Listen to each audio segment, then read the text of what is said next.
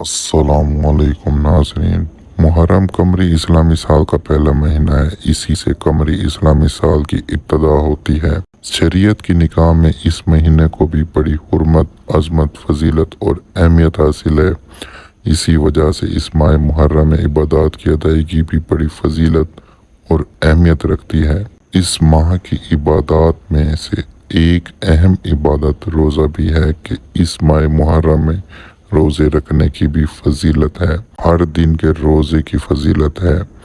ماہ محرم ان 4 بابرکت مہینوں میں سے ہے جن کو اللہ تعالیٰ نے یہ کائنات بناتے وقت ہی سے بڑی عزت، احترام، فضیلت اور اہمیت عطا فرمائی ہے۔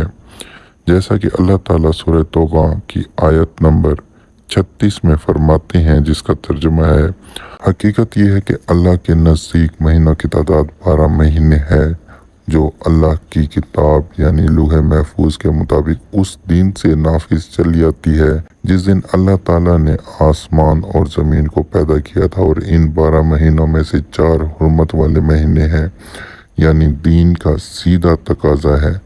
آسان ترجمہ قرآن۔ اس آیت مبارکہ سے یہ حقیقت واضح ہوتی ہے کہ قمری اسلامی سال کے 12 مہینے اللہ تعالیٰ نے خود مقرر فرمائے ہیں، جس سے قمری اسلامی سال اور اس کے مہینوں کی قدر و قیمت اور اہمیت بخوبی واضح ہوتی ہے۔ اسی طرح اس سے معلوم ہوتا ہے کہ ان 12 مہینوں میں سے 4 مہینے حرمت، عظمت اور احترام والے ہیں۔ ان کو اشہر الحرم کہا جاتا ہے۔